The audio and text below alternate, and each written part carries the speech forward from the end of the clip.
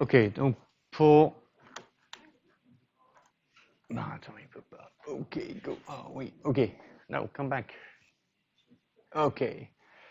Donc, les virus des plantes méritent toujours un petit peu un regard spécifique parce que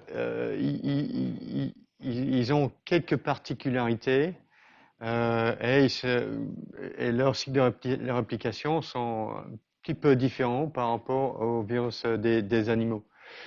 Donc ça c'est intéressant de regarder comment ces virus ont adapté à leur hôte et comment ils contournent ou exploitent certaines, bah, certains aspects de la physiologie des plantes vasculaires.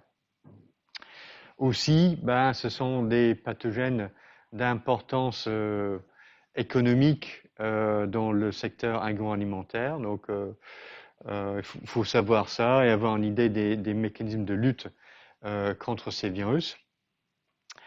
Et une autre chose qui est intéressante quand même chez les virus des plantes, c'est la présence de génomes un peu, enfin, qui se répliquent mais qui ne sont pas autonomes, que l'on trouve souvent chez les virus des plantes et très très peu chez les virus des animaux. Et on a aussi ce qu'on appelle des viroïdes chez les plantes qui sont euh, souvent classés avec des virus, mais qui sont quand même assez différents. Donc on a quelques particularités intéressantes. Ah oui, ça c'est marqué. Ok. Donc je vous repasse cette diapositive-là qui illustre l'ensemble des virus, enfin, le type de virus selon la classification de Baltimore, avec la taille de la police euh, qui est corrélée avec le nombre de familles virales dans chaque catégorie et avec une sorte d'illustration des types de morphologie qu'on trouve chez ces différentes les particules virales dans ces différentes classes. Alors, ça c'est globalement pour les virus. Chez les virus des plantes, ça ressemble à ça. Donc, pour l'ensemble des virus, les deux plus grandes classes de Baltimore qui sont représentées, ce sont les virus à ADN double brin et les virus à ARN brin positif, avec globalement des stratégies de réplication où les virus de la classe 1 se font passer pour l'ADN cellulaire et les virus de la classe 4 se font passer pour un ARN messager.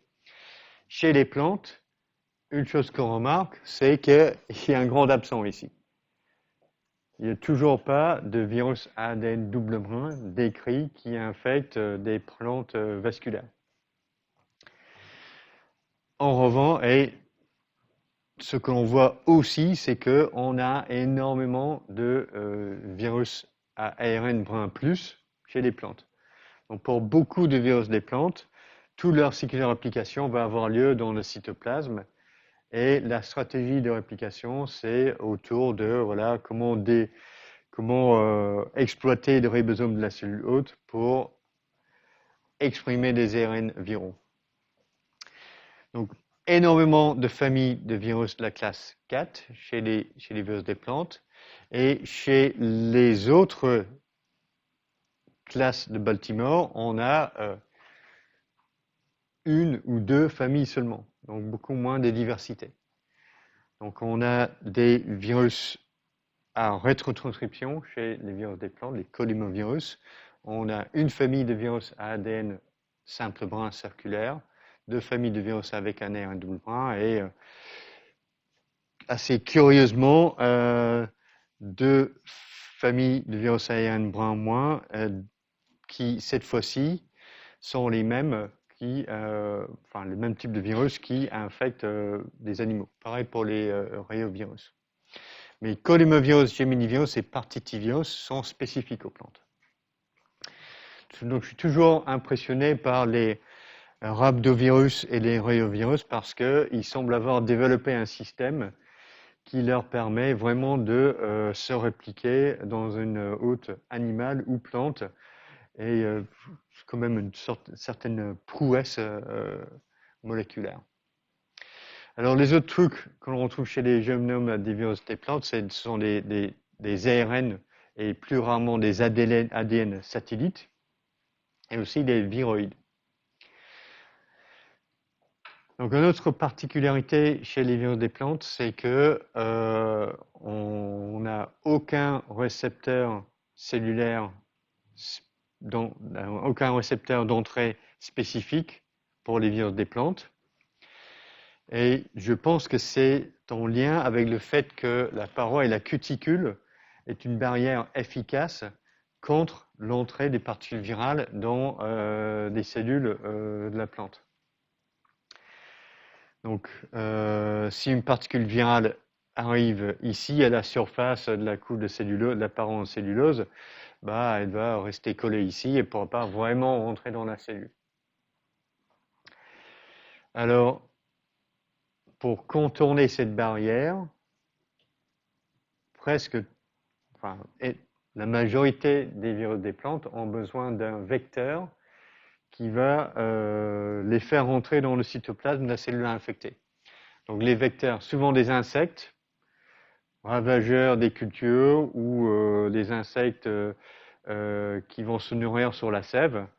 Et ces insectes peuvent transporter des virus des plantes et lorsqu'ils s'attaquent à une autre, donc ils vont transporter des virus d'une plante infectée vers d'autres plantes et transmettre l'infection. Donc les insectes ne sont pas les seuls vecteurs. Certains virus des plantes sont transmis par des moisissures. Et cette fois-ci, les particules virales seront associées à l'extérieur des hyphes, des filaments des moisissures qui vont aller s'attaquer aux racines de la plante. Et donc, en pénétrant à l'intérieur des tissus de la plante, la moisissure va transporter également les particules virales. Alors, certains virus des plantes sont transmis sans vecteur du tout. Et dans ce cas-là, ils persistent ou ils sont transmis soit par des pratiques agricoles, donc les boutures, tailler une plante infectée, et ensuite on utilise les mêmes impléments pour aller tailler la plante à côté. Donc du coup, ça suffit des fois pour transmettre des virus. Et la transmission verticale est également importante. Par exemple, donc l'extérieur de la graine peut être contaminé par les particules virales. Et lors de la germination, l'embryon de la plante peut s'infecter dès le début de son développement. Donc ça, c'est notamment le cas pour le virus du mosaïque du tabac et tous les virus de la famille des du genre Tobamovirus. Donc pas de récepteurs dépendants des vecteurs. Alors, une des conséquences de cette dépendance de la plupart des virus des plantes sur un vecteur pour leur transmission, c'est que souvent, c'est l'aire géographique du vecteur qui détermine où tel ou tel virus des plantes va poser un problème pour l'agriculture. Alors, on a certains cas où on a des virus qui sont très spécifiques pour une plante hôte et pour un vecteur. Donc, donc par exemple le MSV, le Mastray virus, Maize Streak Virus, qui va poser un problème pour la culture de maïs en Afrique, mais pas ici en Europe, parce que il nous manque le vecteur qui vit pas ici. De l'autre côté, on a quelques exemples de virus comme le TSWV qui sont transmis par un vecteur et qui en fait peuvent infecter tout un tas d'espèces de plantes différentes. Donc ça c'est quand même donc un virus des plantes ne va pas forcément provoquer des pathologies que chez une seule espèce. Alors qu'est-ce qu'il y a d'autre à dire pour ça? Oui, l'autre chose à noter ici, c'est que le même vecteur, Bemisia tabaci ici, peut transmettre différents virus et être responsable de la transmission de plusieurs phytopathologies. Alors, que dire pour ça? Donc, dans la plupart des cas, le portage du virus par un vecteur est passif. C'est-à-dire que le virus ne se réplique pas à l'intérieur du vecteur. Donc ici, les gébinivirus et le potivirus ici, transmis par Polymyxa graminis, ils vont juste être portés par le vecteur, ils ne se répliquent pas à l'intérieur ni de la moisissure, ni des vecteurs insectes.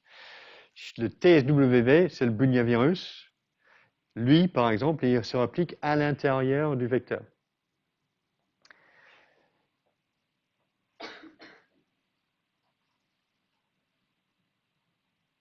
Ok, un autre truc ici, là, c'est pour comprendre la dénomination des virus des plantes. Tous ces abréviations, les virus des plantes, c'est toujours la première lettre, c'est la plante hôte en anglais. V à la fin, c'est virus. Et ce qu'on a au milieu, c'est en lien avec les symptômes. Donc le CAMV, c'est le Cassava Mosaic Virus. MSV, c'est le Maize Streak Virus. TSWV, WV, c'est Tomato Spotted Wilt Virus. Ok, donc voilà, virus de mosaïque du cassava, virus de la striation de maïs et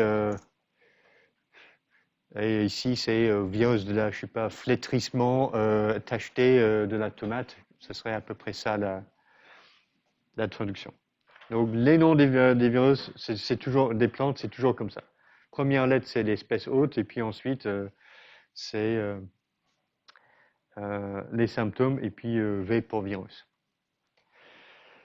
Alors une autre particularité chez les virus des plantes, c'est leur capacité de se disséminer localement via les plasmodesmes, qui sont des pores entre les cellules de la plante qui permettent la communication et le transport de macromolécules entre entre cellules. Donc pour faire passer son génome d'une cellule à la cellule voisine, tous les virus des plantes doivent exprimer une protéine de mouvement. Et globalement, on a deux mécanismes d'action des protéines de mouvement. Bon, chez le virus de mosaïque du tabac et d'autres virus, ou la plupart d'autres virus ARN brun plus, la protéine de mouvement se fixe sur l'ARN génomique et c'est ce complexe-là qui passe à travers les plasmodesmes. Dans d'autres cas, ce qui se passe, c'est que la protéine de mouvement va modifier la structure des plasmodesmes et les élargir de façon à faire passer une particule virale entière ou une nucléocapside en tout cas d'une cellule à l'autre. Et ça, c'est le vrai pour le CPMV, Cowpea Mosaic Virus, et le TSWV. Donc ici, on n'a pas de modification de la structure des plasmodesmes, leur qui continue à fonctionner normalement, mais le protéine de mouvement prend juste l'ARN génomique comme cargo pour le transporter à travers les plasmodesmes. Ok, bon, petit quiz ici pour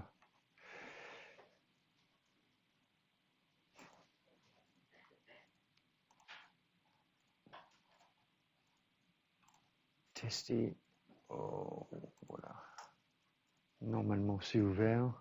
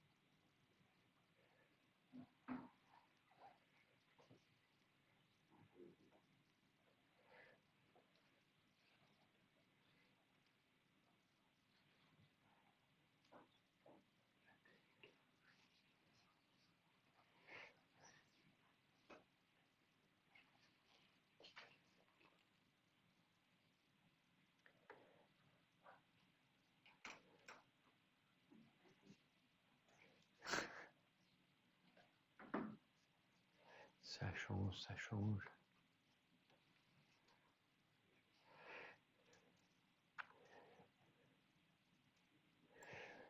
Ok.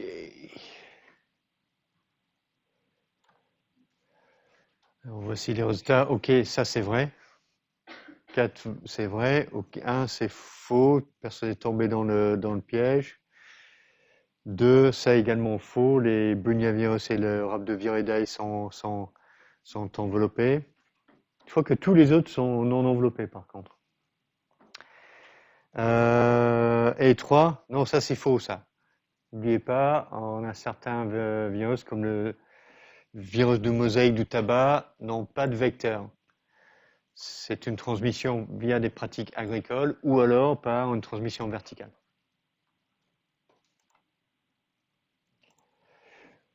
Ok. Alors, donc on va regarder un petit peu quelques cycles de réplication et aussi peut-être espèces particulières qui posent des problèmes dans l'agriculture. Donc le virus de mosaïque du tabac, c'était un virus modèle important. C'était un des premiers virus décrits au début du siècle dernier. C'était une des premiers virus pour lequel on a pu visualiser les particules et avoir une idée de l'organisation de la structure de la capside, qui est, ma foi, excessivement simple. La capside est composée de un peu plus de 2000 copies de la protéine de capside qui forment une spirale autour de l'ARN génomique.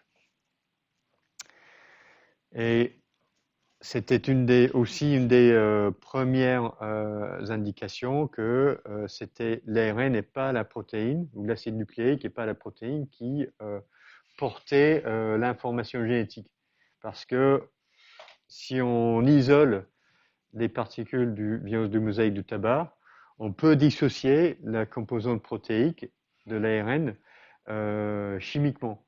Et ensuite, on pouvait infecter des cellules, soit avec l'ARN, soit avec juste la protéine. Bon, l'infection avec l'ARN, c'était très très peu efficace, mais néanmoins, avec l'ARN tout seul, dissocié de la protéine, il était possible de recréer le virus du mosaïque du tabac. Donc c'est ce qui démontrait dans les années 1930 que en fait toute l'information nécessaire pour produire le virus était encodée en quelque sorte sur l'ARN et que les protéines n'y étaient pour rien. Alors, donc, on a une particule très très simple, une seule protéine de capside, et le génome est également quelque chose de très très simple. On a vraiment que 3 gènes codés sur 4 cadres ouverts de lecture. Les 2 premières vont coder pour l'ARN polymérase dépendant de l'ARN. Donc tout virus à ARN doit coder dans son génome un polymérase ARN dépendant de l'ARN parce que cette activité-là n'est pas exprimée par la cellule hôte.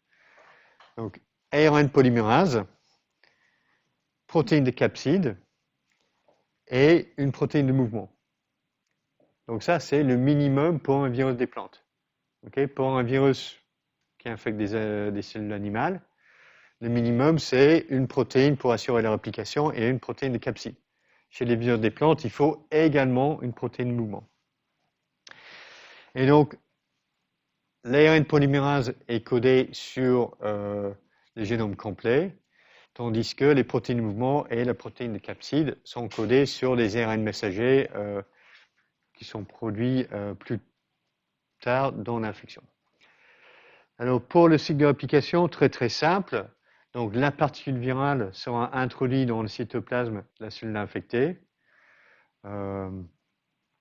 Ensuite, le ribosome cellulaire va s'attacher à l'extrémité 5' de l'ARN génomique et il va avancer sur l'ARN en éliminant les protéines de capside qui se retrouvent associées à l'ARN génomique. Donc, le ribosome va traduire les premiers cadres ouverts de lecture qui codent donc pour l'ARN polymérase. Et ensuite, cet ARN polymérase va s'affixer sur l'autre extrémité et va dégager la capside et répliquer l'ARN viral et aussi transcrire les ARN messagers. Et lorsque on a suffisamment de protéines de capside qui est accumulée, au bout de 40 minutes, on va commencer à refabriquer des particules virales entières à partir des copies de l'ARN génomique qui ont accumulé. Donc, cycle de réplication très très simple. Alors, le virus de mosaïque du tabac, c'est un problème pour les cultures de tabac, mais c'est aussi un virus qui a été proposé comme un vecteur pour l'expression de protéines recombinantes chez les plantes. Et l'idée avec tout cet aspect de biotechnologie, c'est que on n'a pas besoin de faire de la culture sel et tout ça et extraire nos protéines recombinantes à partir d'un bioréacteur. On peut les faire exprimer par des plantes et juste récupérer les feuilles et faire l'extraction à partir de ça. Alors, l'idée ici, c'est que on peut introduire des génomes viraux dans les cellules de la plante par agro-infection. Est-ce que vous voyez ce que c'est ça? Agrobacterium tumefaciens, vous connaissez ou pas? Personne? Ok, donc c'est une bactérie à grains moins qui infecte des plantes et qui a la particularité de coder pour un plasmide, de porter un plasmide qui est injecté dans les cellules des plantes et qui donc peut être utilisé pour faire exprimer des gènes dans la cellule de la plante. Donc ce que les chercheurs ici ont fait, c'est de cloner cette construction ici dans le plasmide porté par Agrobacterium tumefaciens. Donc on va inoculer les feuilles de la plante avec la bactérie. La bactérie va passer son plasmide dans les cellules de la plante qui vont commencer à exprimer cet ARN génomique qui code pour les génomes du virus de mosaïque du tabac, mais modifié pour exprimer de la GFP. Et soit on a le génome complet, soit on a le génome sans protéine de capside. Et voilà les résultats. Donc ça c'est le JL4, ça c'est le génome complet, et le Turbo G, c'est le génome sans capside. Donc ça c'est 5 jours post-inoculation sur 2 feuilles. 8 jours et 9 jours. Alors, ce que l'on voit ici, une grande différence, c'est que pour le JL24, où on a le génome entier du virus, on voit une expression de la GFP localement, mais également à distance. Et donc ça, c'est aussi une observation générale pour les virus des plantes, c'est que pour être transmis par le système vasculaire de la plante et installer une infection systémique, c'est une fonction de la protéine de capside. Donc ce sont des particules virales en complète qui sont transmises via le phloème pour aller installer une infection systémique. Donc ici, lorsqu'on n'a plus de protéines de capside, on a néanmoins la protéine de mouvement, donc on peut avoir une infection qui se dissémine sur toute la feuille via les plasmodesmes, mais en fait, on n'a pas d'infection systémique. Donc on peut se dire, ah ouais, mais ça c'est moins intéressant parce qu'on va juste récupérer une feuille par plante. Mais en fait, c'est aussi très important et intéressant du point de vue de la biosécurité. Donc ça, c'est on utilise ces vecteurs pour produire des protéines recombinantes. Le virus lui-même, c'est un OGM. Et on va devoir faire très attention à ne pas le laisser sortir dans la nature. Mais ici, ce virus-là, il ne peut pas se répliquer parce qu'il n'y a pas de protéines de capside, donc il ne peut pas être transmis d'une plante à l'autre. Enfin, donc il peut se répliquer localement, mais il ne peut pas être transmis d'une plante à l'autre. OK. Donc on a le développement de ces vecteurs pour l'expression de protéines chez les plantes à partir de tobaméovirus, d'autres virus ARN et aussi des geminivirus. Donc il y a une certaine utilisation en biotechnologie pour ce type de virus. Alors, d'autres membres du genre tobaméovirus sont des pathogènes, des phytopathogènes importants et dont la TOBRFV, le Tomato Brown Rugose Fruit Virus, qui donne ce type de symptômes chez les tomates produites par une plante infectée. Donc c'est un virus, virus des plantes émergents. D'abord repéré au Moyen-Orient, puis premier cas en Europe en 2018 et en France 2020-2021. Et bon, voilà, le problème, c'est que on n'a pas vraiment de stratégie de lutte contre cette infection parce qu'il n'y a pas de cultivar résistant. Donc les tomates qui sont cultivées sont susceptibles à cette infection.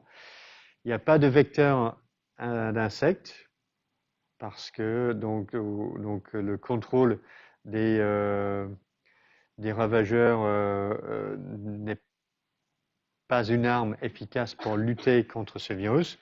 Donc tout ce qu'on peut faire, c'est d'appliquer des procédures phytosanitaires strictes, c'est-à-dire que dès qu'on a un cas avéré, il faut détruire toutes les plantes, les fruits et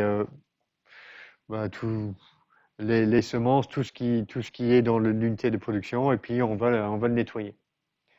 Donc c'est un peu la lutte un peu par la terre brûlée là, pour essayer de contrôler ce pathogène. Donc pour d'autres virus des plantes qui sont transmis par des vecteurs, la lutte passe par un contrôle du vecteur la plupart du temps. Ce qui encourage des agriculteurs à utiliser beaucoup d'insecticides d'ailleurs. Alors, un autre type de virus de plantes à ARN brun plus, c'est la famille des potivirus. Encore un virus avec un capside hélicoïdal non enveloppé, avec un génome en ARN brun plus. Et l'espèce qu'on va considérer, c'est le Barley Yellow Mosaic Virus, qui est un virus qui infecte l'orge. Donc ça, c'est un des virus qui est transmis par une moisissure, Polymyxa graminis. Et donc, ce qui se passe, c'est que les spores du Polymyxa graminis, illustré ici, en fait, sont associés avec les particules virales à leur extérieur. Lorsque ces spores germinent et vont émettre un filament qui va pénétrer à l'intérieur des phloèmes des racines de la plante, ben c'est ça qui va entraîner l'infection. Et le problème avec ce virus, c'est que les spores peuvent rester en dormance pendant 5 à 10 ans dans le même champ. Donc, lorsqu'on a un champ qui est contaminé par ce virus, ben, il reste contaminé pendant longtemps. Ce qui est plutôt une particularité, une exception. Parce que normalement, ben, des virus ont besoin d'enchaîner des cycles de transmission pour se maintenir. Mais ici, on a un virus qui peut rester en dormance pendant 5 ans. Alors, les symptômes donnés par ce virus, c'est au niveau de la plante, on a un jaunissement jaunissement de la feuille. Et puis au niveau du champ, ce que ça donne, ce sont des zones un petit peu comme ça, avec des zones décolorées ici. On dirait que c'est le soleil qui passe à travers des nuages, mais c'est pas ça, c'est vraiment des zones qui sont infectées par le virus. Et au Japon, un peu par le passé, on a eu des pertes de récolte de 40 ou 50% dans les exploitations. Donc qui peut être assez radical. Alors, la lutte contre ce virus passe par l'utilisation de cultivars qui sont résistants. Donc, on a identifié des gènes de résistance et les semenciers, ils ont fait des croisements pour proposer des semences qui sont résistants à ce virus. Mais évidemment, c'est une sorte de travail en continu parce que le virus a tendance à évoluer et quand on est le ou les gènes de résistance qui sont exprimés par des cultivars résistants. Alors, comment se réplique ce virus? Lorsqu'on regarde son génome, on voit qu'on a un seul cadre ouvert de lecture sur l'ARN génomique. Et ce cadre ouvert de lecture code pour une polyprotéine qui sera activée par les protéases virales. Donc le HC-Pro, P1-Pro et le NLA protéase. Donc on a l'expression d'une polyprotéine et un clivage par les protéases virales. Une autre chose que vous avez peut-être remarqué, c'est la présence d'une petite protéine VPG à l'extrémité 5' de l'ARN génomique. Et c'est la même chose que l'on a vu chez les Picornaviridae. Donc si on met à côté de ça un génome de Picornavirus, on se rend compte qu'en fait, il y a une homologie entre l'ARN polymérase chez les potivirus et chez les Picornavirus. La protéase NLA chez les potivirus est homologue à la protéase 3C chez les Picornavirus. Et la protéine CI qui est la protéine de mouvement des potivirus, est en fait homologue à la protéine non structurale 2C chez les picornavirus. Donc, on a l'impression que il y a un lien de parenté entre ces deux familles de virus et peut-être les Potiviridae font partie d'une sorte de superfamille apparentée au picornavirus. Et donc c'est comme si, en fait, donc, si on regarde toute cette partie-là en 5' du génome du picornavirus, ça c'est totalement absent chez le potivirus. Donc ça, ce sont les protéines de capside ici. Donc on peut imaginer qu'un picornavirus est totalement perdu sur les protéines de capside. Et en fait, notre potivirus récupérer une protéine de capside ailleurs, quelque part ailleurs, qui va lui permettre de former ces capsides hélicoïdales non enveloppées. Alors, dernier exemple de virus des plantes. Cette fois-ci, on passe sur un virus à ADN chez les Geminiviridae. Donc les Geminiviridae sont nommés à cause de la structure caractéristique de leur capside. Donc on a ces sortes de petites particules composées de, c'est un peu si on avait deux capsides icosahédriques collées ensemble. Et ça, c'est uniquement donc des capsides gémellaires en quelque sorte. Donc chez les Geminivirus, chez les Geminiviridae plutôt, il existe 4 genres qui sont distingués par leur organisation génomique. Donc le plus simple, c'est peut-être illustré ici chez le genre de Mastrovirus. Et là encore, on voit que sur l'ADN génomique, on a les 3 protéines nécessaires, donc une protéine de capside, une protéine de mouvement et une sorte de protéine REP qui assure la réplication de l'ADN viral. Cette fois-ci, il ne s'agit pas d'une polymérase à ADN, donc c'est juste un kilobase d'ADN qui code pour cette protéine REP, donc ça ne suffit pas pour coder une polymérase. Donc c'est un peu plutôt comme l'antigène grand T chez le virus SV40, c'est quelque chose qui va se fixer sur l'origine de réplication de l'ADN viral du Geminivirus et cibler les enzymes de réplication de l'ADN de la cellule hôte vers l'ADN viral. Donc, Mastrovirus, Cortuvirus et Topocuvirus sont monopartites, c'est-à-dire une seule molécule d'ADN code pour la totalité des protéines virales, tandis que les Begomovirus ont une particularité, c'est que le génome est reparti sur 2 molécules d'ADN à part. Donc sur la molécule ADN A, on a la protéine de capside et la protéine REP. Et sur l'ADN B, on a 2 cadres ouverts de lecture qui codent pour, il faut que je les lise,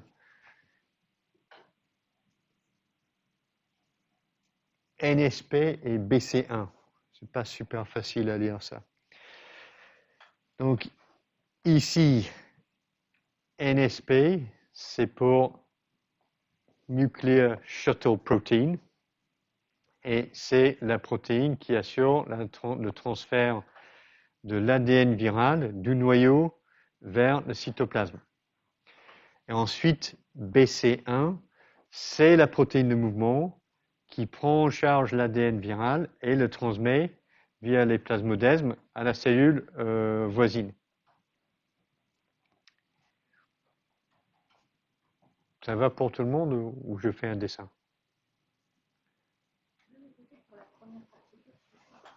Attends. Je vais faire un dessin.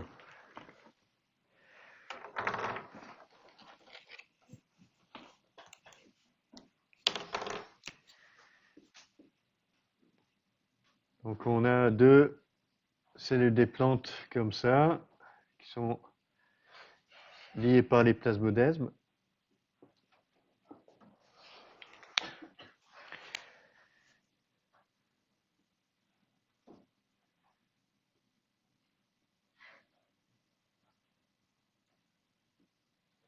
Ça, c'est notre noyau. Donc, on va avoir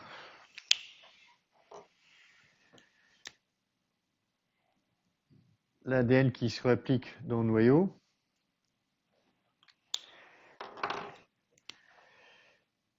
Qui va s'associer à la protéine NSP, qui va la sortir. Et ensuite, l'ADN sera passé à la protéine BC1. Et c'est ça qui permet de passer au plasmodesme.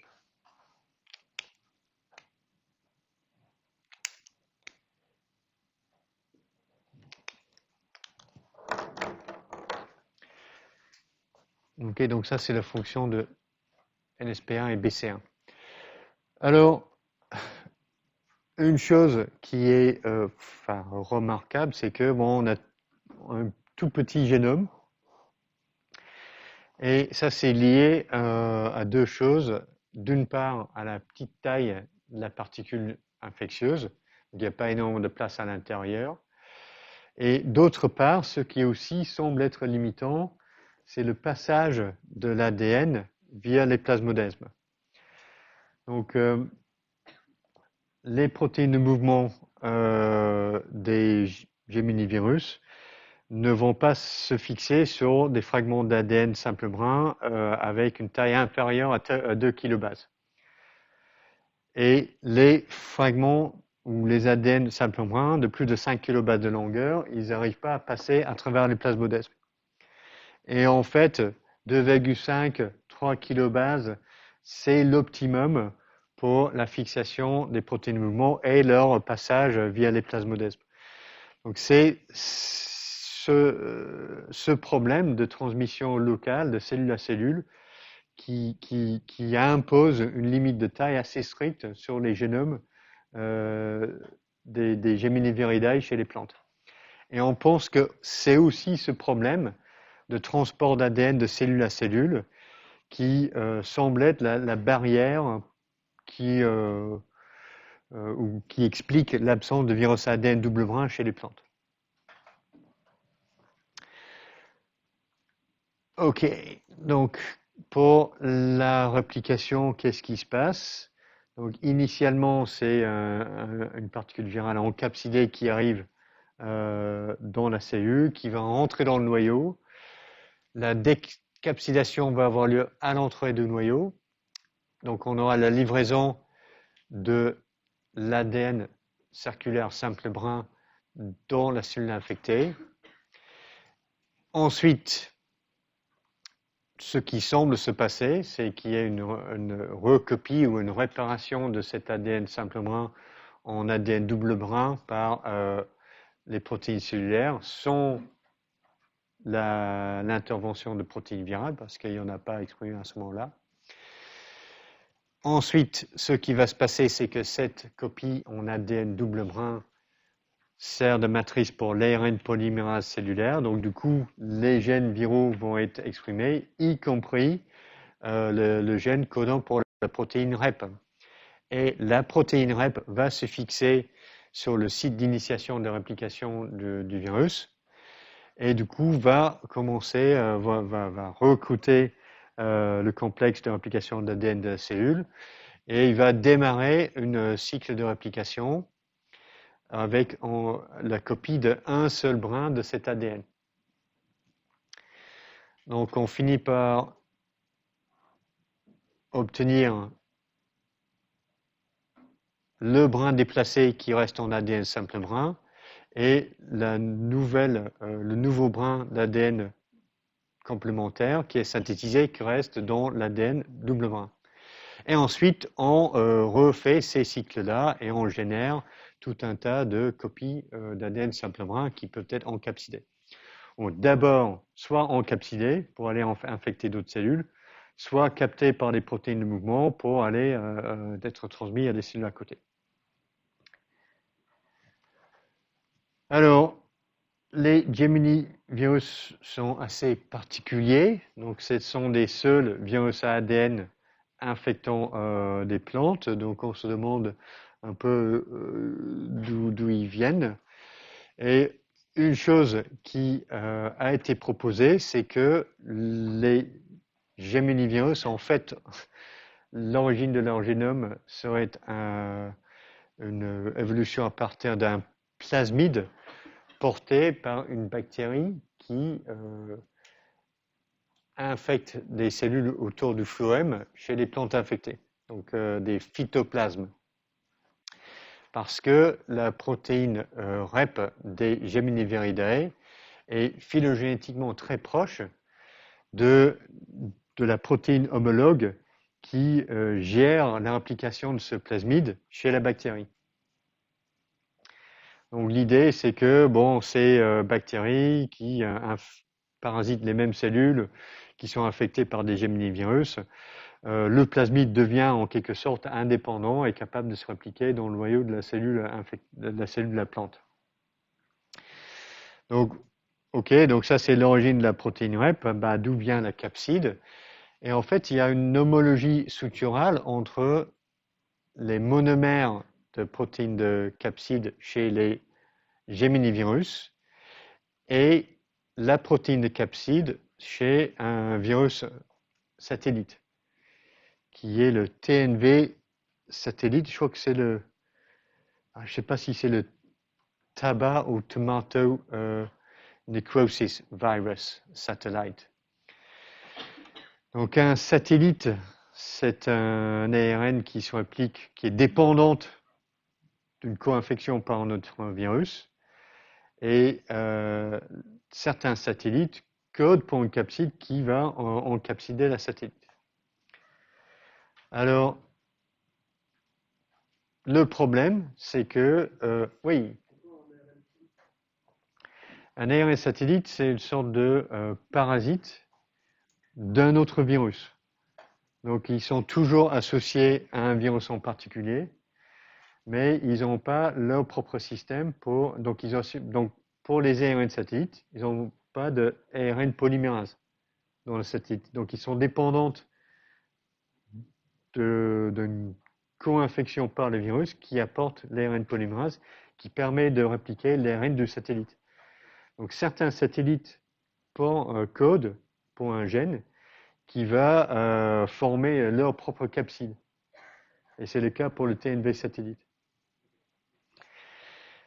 Alors, le problème pour les Geminivirus, c'est que les particules virales des TNV, les particules des TNV satellites sont très très petites et trop petites pour encapsuler un ADN de 2 ou 3 kilobases. Donc en fait, il fallait coller 2 de ces capsides ensemble pour avoir suffisamment de place à l'intérieur. Donc on a une idée ou au moins des hypothèses valables pour situer l'origine de cette famille de virus avec une sorte de rencontre fortuite entre un plasmide venant d'une bactérie et d'une capside qui venait d'un satellite, virus satellite à ARN. Ok. Ouais, ok, on va juste vérifier 2 ou 3 points ici.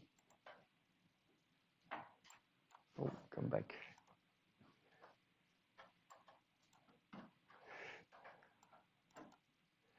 Non, attends, merde, come back.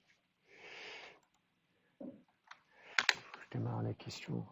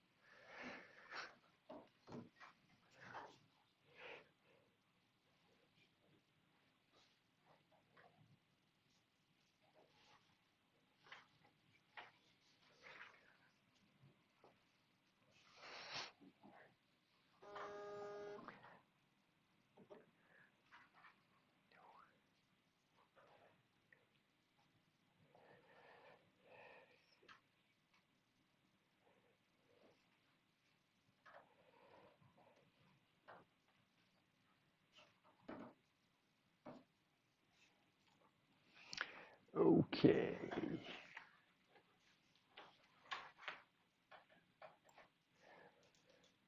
Ok, voilà les choix que vous avez envoyés. Alors, la protéine REP des géminivores code pour un polymérase ADN, c'est faux ça. C'est pas un polymérase ADN, c'est une protéine de fixation sur l'origine de réplication, plutôt. Donc c'est pas un polymérase ADN. 2, le protéine de mouvement des géminivirus permet de transmettre des particules virales en entier. Ça aussi c'est faux. Donc la protéine de mouvement se fixe sur l'ADN simplement et fait passer l'ADN simplement à travers les plasmodesmes, pas la particule virale entière. Donc ça c'est faux, ça c'est faux. Les géminivirus sont tous transmis par des vecteurs insectes. Je pense que ça c'est vrai. Dans les exemples dans le tableau, il y a toujours un vecteur pour les géminivirus. Alors pour la quatrième proposition, le DNA des begomévirus peut se disséminer, mais ne peut pas former de particules virales. Donc il faut regarder sur le schéma, qu'est-ce qu'on a sur l'ADN A. Et là, on a la protéine REP et la protéine capside. Mais on n'a pas de gène codant pour les protéines de mouvement. Donc en fait, ça c'est faux, c'est plutôt l'inverse. La DNA A tout seul peut se répliquer dans l'intérieur, dans le noyau, avec la protéine REP. Il peut former des particules en capsidé, mais en fait, il ne peut pas se disséminer localement via les plasmodesmes parce qu'il manque de protéines de mouvement. Donc, la seule réponse vraie, c'était 3 là, pour ces questions-là. Ok, donc les bégomovirus sont un exemple d'un virus avec un génome multipartite. Et ça, c'est quelque chose qu'on retrouve uniquement chez les virus des plantes. Et un génome multipartite, c'est pas la même chose qu'un génome segmenté. Un génome segmenté, c'est ce qu'on a vu pour le virus de la grippe. Chez ce virus-là, on a le génome codé sur 8 segments génomiques en ARN brun-moins, mais chaque particule virale porte à l'intérieur le génome complet. Donc c'est un peu comme si on peut imaginer que chaque segment génomique, c'est comme un chromosome, quoi. Donc on a dans chaque particule virale, on a le génome complet avec les 8 chromosomes viraux. On peut le considérer un petit peu comme ça. Donc ça, c'est un génome segmenté, mais pour un génome multipartite, c'est pas comme ça. Donc on a une partie du génome sur... Enfin, donc on a 2 ou plus de molécules d'ADN ou d'ARN qui chacun code pour une partie du génome. Mais dans un génome multipartite, chaque particule virale va encapsider une seule molécule d'ADN ou d'ARN. Et là, le problème devient comment on fait pour infecter une cellule hôte avec tous les gènes nécessaires. Parce que normalement, si on fait une infection, on va avoir une particule virale qui va infecter la cellule, il n'y aura que la moitié du génome. Or, chez les virus des plantes, les génomes multipartites sont relativement fréquents.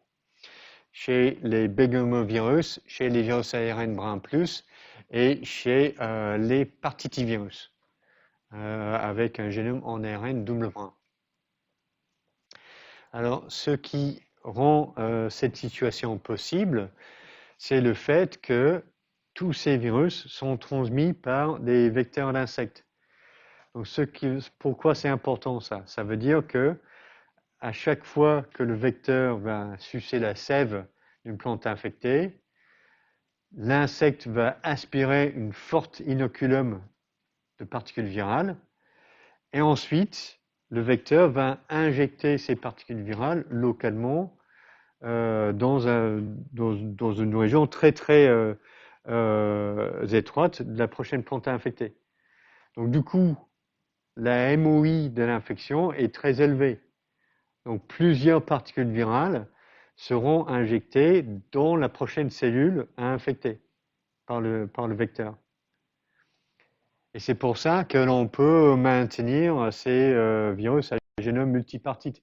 Parce qu'à chaque cycle de transmission, on a un très fort inoculum viral. On a des infections à des fortes MOI.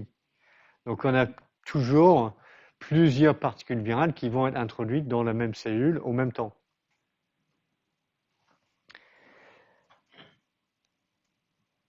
Donc ça, c'est pas possible pour un virus avec une transmission par voie respiratoire, par exemple. Donc si on éternue, on va générer une sorte de nuage de gouttelettes, et le nombre de particules virales par gouttelette, ça va être très très faible. Et une personne qui va être infectée, une de ces gouttelettes va livrer une particule virale infectieuse dans une cellule. Donc l'infection, c'est à faible MOI, donc chaque particule virale doit porter la totalité du génome viral.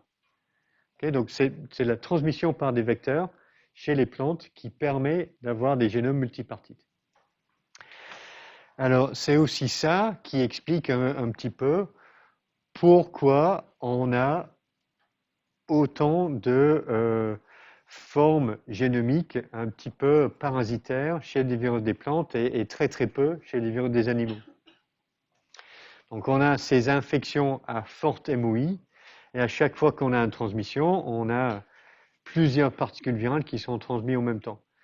Et donc ça, c'est quelque chose qui favorise l'émergence de génomes viraux défectueux.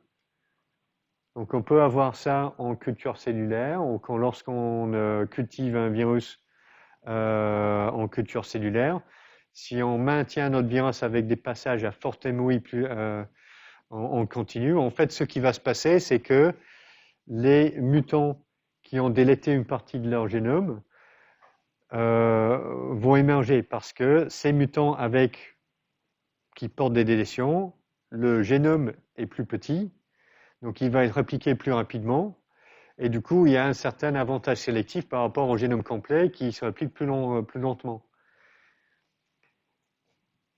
Donc ça, on a souvent ça chez les virus des plantes. On a des génomes défectueux qui arrivent à se maintenir parce qu'à chaque cycle de transmission, le vecteur va transmettre, je sais pas moi, 50% de copies de génome complet et 50% de copies de génome défectueux. Alors, l'autre facette un petit peu de ça, c'est que puisqu'on a ces transmissions à forte MOI à chaque cycle de transmission, c'est très facile pour d'autres molécules d'ARN parasites à profiter du système de réplication qui sont mis en place par le virus lui-même. Donc, dans ce cas-là, on a des virus satellites et un genre particulier qui s'appelle les imbravirus. Et dans les deux cas, les imbravirus et les satellites sont dépendants d'un virus auxiliaire pour permettre leur réplication. Et aussi, dernière chose que l'on a chez les virus des plantes, ce sont des viroïdes, qui sont donc des petites molécules d'ARN simple brin circulaire, mais qui se répliquent de façon autonome. Et donc on a une distinction au niveau de la taille du génome de ces différentes formes d'ARN qui se répliquent. Donc les imbravirus, c'est le plus grand, il manque juste une capside. Les satellites, c'est plus petit, à peu près 1 kilobase de longueur, et les viroïdes, les plus petits. Alors,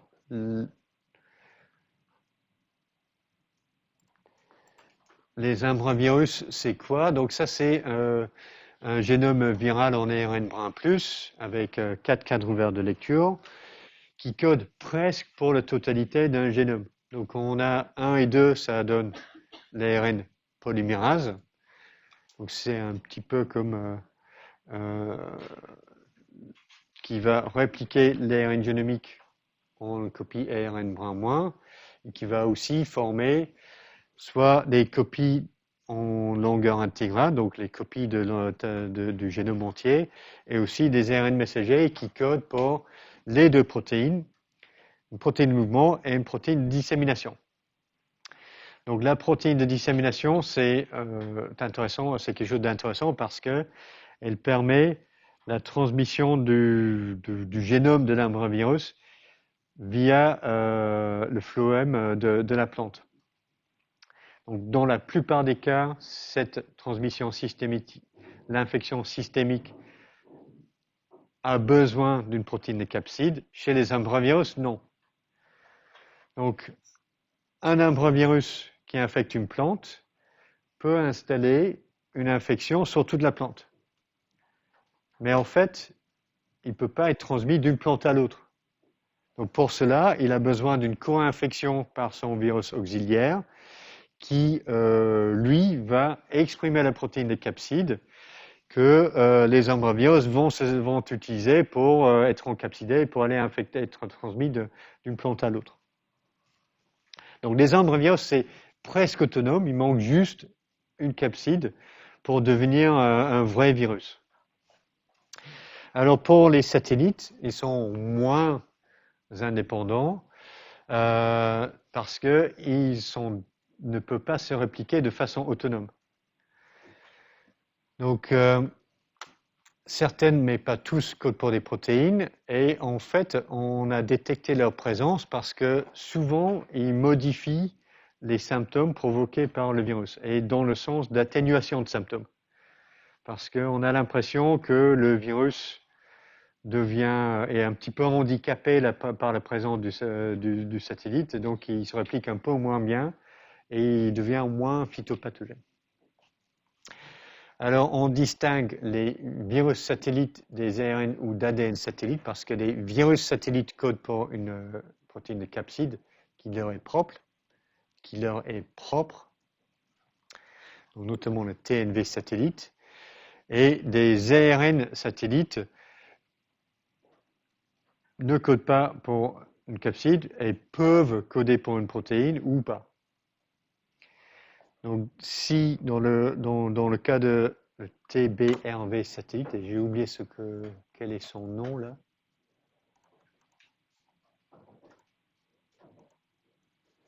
Il faut que je regarde mes notes un petit peu.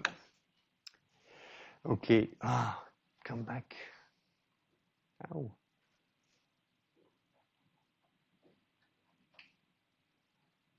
J'avais oublié ça. Ok.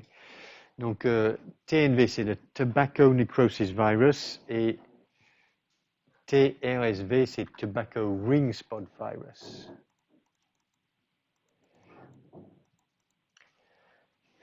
Et ça, c'est le Tomato Black Ring Virus. Alors, donc ici, cette protéine-là va prendre l'ARN polymérase de son virus auxiliaire et le mettre à répliquer l'ARN du satellite, tandis que pour le TRSV-SAT, il va juste avoir une activité de ribosome pour aider sa réplication. Ok, ah non mais mon truc est totalement...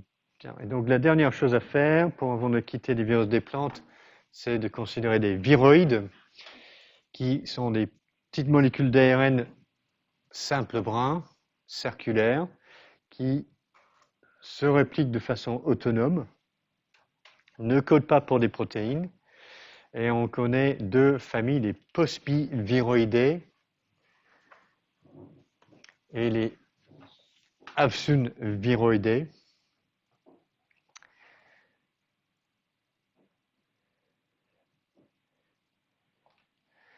Nommés d'après un petit peu les espèces infectées. Donc les Pospiviroidae, c'est le Potato Spindle Tuber Viroid, donc c'est un ARN qui infecte les pommes de terre. les Avsun viroidae, la première espèce identifiée à infecter des avocats. Alors, la réplication des ARN dépend bizarrement de l'ARN polymérase cellulaire. Et ça, c'est curieux parce que l'ARN polymérase, normalement, on prend comme substrat de l'ADN double brin et pas de l'ARN double brin.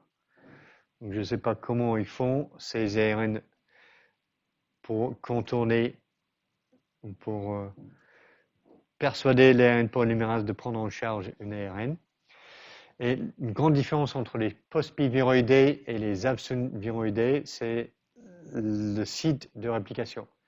Les pospiviroïdés se répliquent dans le noyau et les avsun-viroïdés se répliquent dans le chloroplaste.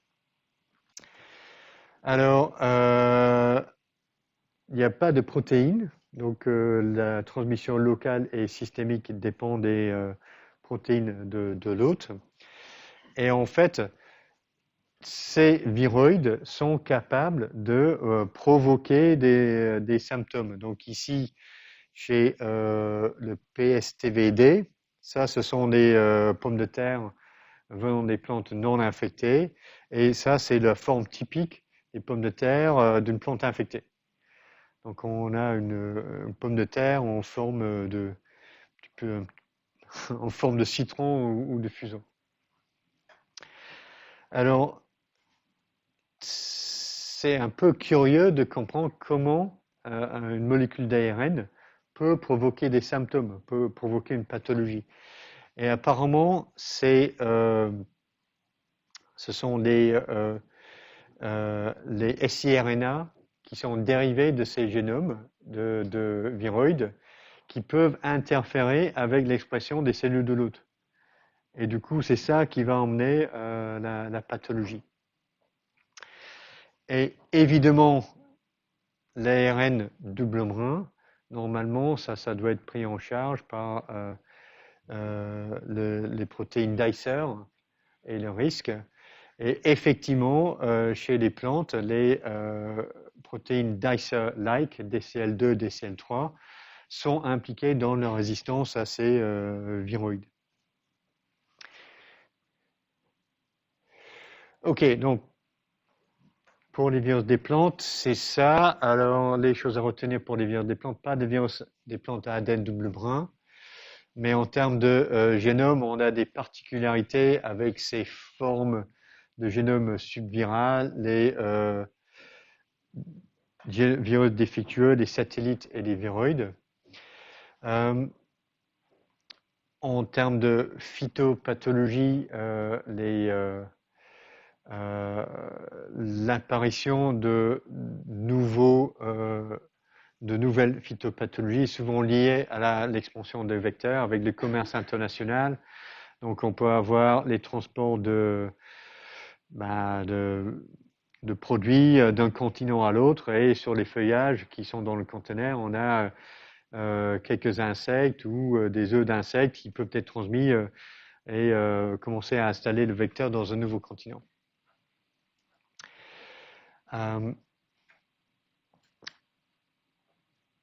Voilà, les particularités un petit peu, c'est pas de récepteur d'entrée spécifique chez les virus des plantes, mais toutes les plantes ont besoin d'avoir une protéine de mouvement pour assurer la transmission de cellule à cellule, et la dissémination systémique est liée à l'expression de la capside. Que dire d'autre pour ça? Oui, une autre chose que l'on voit assez souvent chez les virus des plantes, c'est que l'émergence de nouveaux virus, on a l'impression que c'est encore d'un virus fortement phytopathogène. On a l'impression que c'est la rencontre entre un virus et un nouvel hôte. Par exemple, pour le mastrévirus, qui est un virus qui infecte le maïs en Afrique, le maïs, c'est pas une plante originaire du continent africain. Donc c'est quelque chose qui était cultivé sur le continent africain récemment, Et donc, on a un virus qui a infecté les monocotes localement, sans provoquer de pathologie, qui fait un transfert d'espèces et qui provoque une pathologie sévère lorsque le virus infecte une nouvelle espèce qui n'est pas adaptée à ce virus, et vice-versa. C'est pareil pour le CA-MV, le Cassava, euh, le virus de mosaïque de Cassava. C'est pareil, c'est un Gemini-virus. La pathologie s'est déclarée en Afrique, mais le manioc, apparemment, c'est aussi une plante qui a une origine sud-américaine. Donc, on a des fois, chez des virus des plantes, l'idée, c'est que les phytopathologies sévères sont liées à une nouvelle rencontre, entre un virus et une nouvelle hôte. Ok, je vais m'arrêter là. Donc, on peut faire 10 minutes de pause et on peut commencer à reprendre à 9h20, un petit peu 10 minutes en avant sur le programme pour le dernier cours.